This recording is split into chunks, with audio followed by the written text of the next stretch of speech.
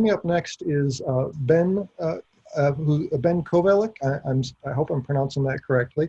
And he is the product design engineer for Caterpillar Inc., talking about 3D printing in the earth-moving industry. So Ben, over to you. All right, thanks, Jeremy. Can you hear me okay? We do. All right, awesome. All right, so my name's Ben Kovalick. I'm a product design engineer for the Motor Grader product group out of Decatur, Illinois, with Caterpillar. Obviously, we make big yellow machines that build roads, bridges, all sorts of things. A little bit about me: grew up on a family farm. Some of my hobbies are home remodeling, restoring cars and trucks and things. There's a picture of the truck that I restored. So I'm a very hands-on person, and I like building things. So that's kind of what has attracted me to 3D printing. I just have always thought that it was kind of a cool technology. Went to the University of Illinois, and now I've been with CAT for about 5 years. So what is a motor grader? A lot of people aren't extremely familiar with them, especially if you live in more of an urban area. They're used in a lot of road construction applications and road maintenance, ripping rock, ripping roads, blading roads, making grades, as well as snow removal. They have a lot of independent hydraulic functions. It's the most, on a per function basis, it's the most complicated machine that we make at Caterpillar. And we range from 139 horsepower and 35,000 pounds to 750 horsepower and about 75 tons on our 24, biggest machine.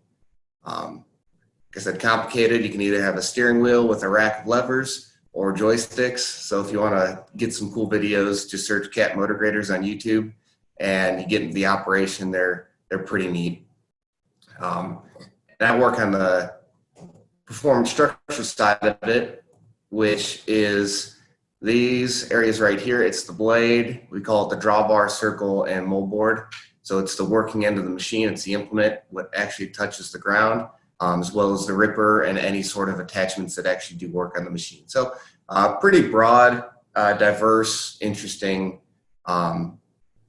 things that I design here. So problems that we've had that we've used 3D printing to solve. Obviously, with a motor grader, they're very complex, and you have a really broad range of motion, like you can see here. You can swing that blade out to 90 degrees. Obviously, that causes a lot of machine interference things at times if it's not designed properly. So sometimes you have an error in the model, manufacturing tolerances, or in this case, a design oversight that would cause an interference. And we had a prototype drawbar on a machine, and one of our design oversights actually caused the capability for the machine to hit the frame. And we don't want to do this on a customer machine because it can harm the customer's machine. The machine can fail, our prototype parts can fail. There's only one in the world.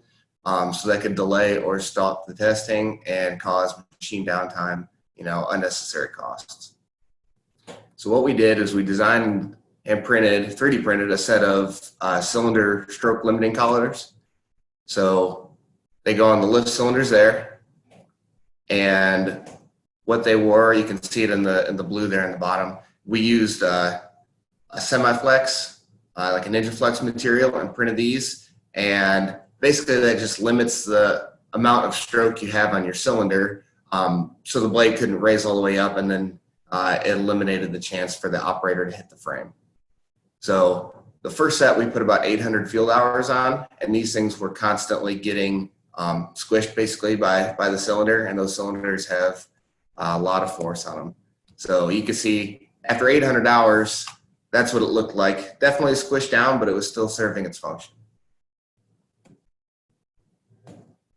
And here's the second set that we did that was a little bit taller.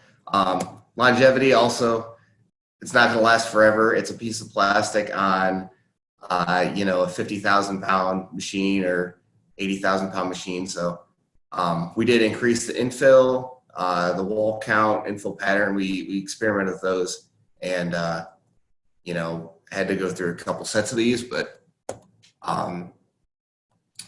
we've also prototyped with making a mold and then casting it out of urethane to get some stronger ones. Another testing support here. We had a new grommet design that just went around an electrical harness. And this is just a little, is about the size of, maybe a $50, but the supplier wanted $10,000 for prototype tooling and we only needed one.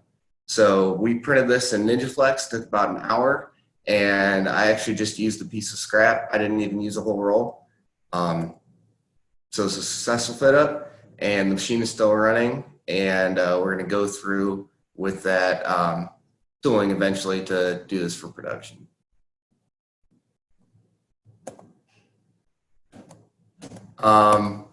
We are also experimenting with some things, and we are using the 3D printing to prototype some of these, maybe like on a desktop or smaller scale, instead of actually getting them built in iron.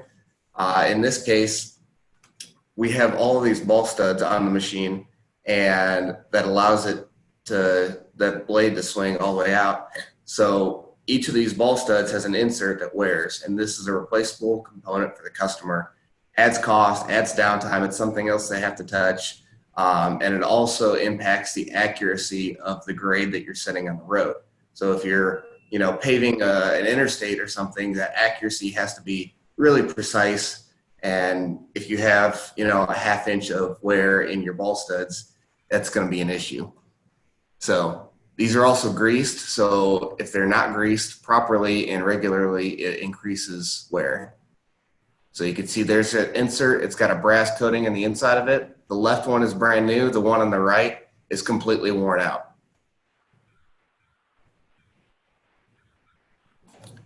So our idea was to make a better path for the grease to flow around the joint. And we made 3 iterations of this and had this printed in SLA, and we did it in clear. So you can see here, we've got that insert around the ball stud.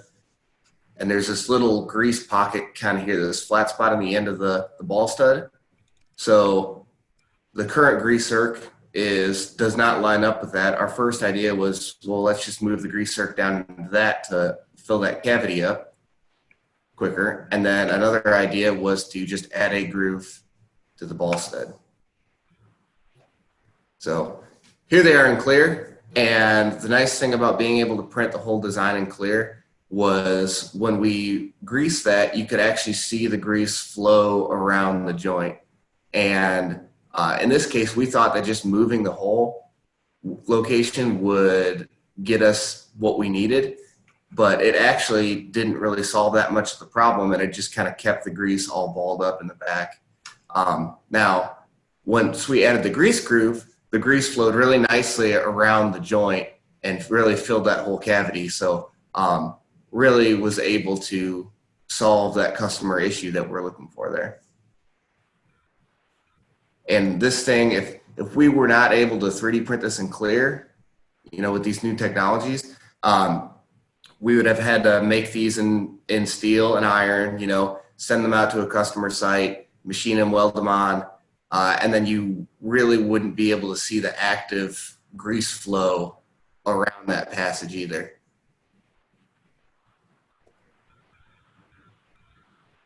So yeah, we're going forward, trying to add that grease groove for future designs, and evaluating that in our programs. Some things like our circle drive.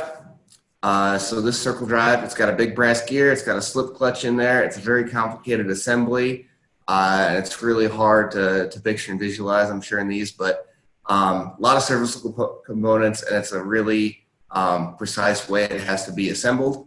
There's friction discs in there, and those friction discs need to be soaked in oil overnight before it can be assembled to allow a proper torque on the shaft.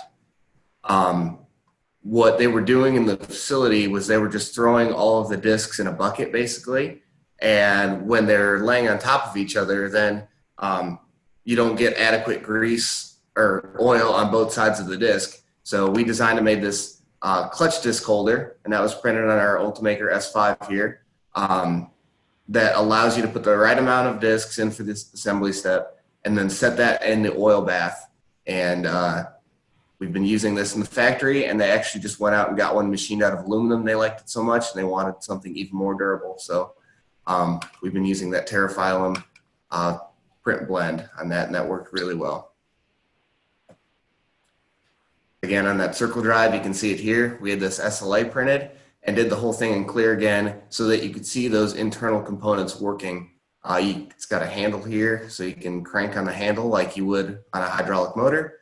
And then you can watch the pinion at the bottom spin and watch all the internal components move.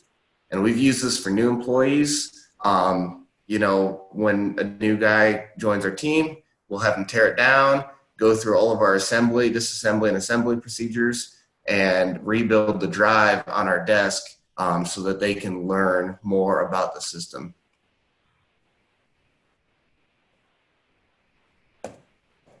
Tom talked about this earlier, but we also at Caterpillar have 3D printers for our casting process.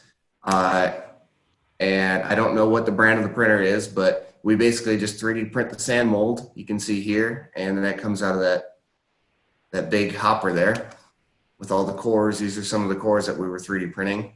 Those get poured, and this really enables us to move a lot faster on a lot of our designs, because in a casting world, if you have to make solid tooling, it can be up to a year of development time on that. And this allows us to get a new casting in about 3 to 4 weeks. Different things, scale model assembly. This is a 10% scale on the left here. And you can see how you can position those cylinders, their specified stroke lengths. And I've done this with little attachments. I've glued little attachments on to see if there's any interference with the tires or the blade, or people just, again, learning how the machine works and how it operates. And then here's a bigger one. This is a half-scale mold board with some new cutting edges and bits and stuff on it. And then lastly, recognition. This guy, Chuck, he had worked at CAT for years and years and years and decades. He was an old cornerstone of our business, and he retired finally this last year, and printed him this nice little plaque that he could set at home. And that's all I have. Great. Thank you so much, Ben. Wonderful presentation.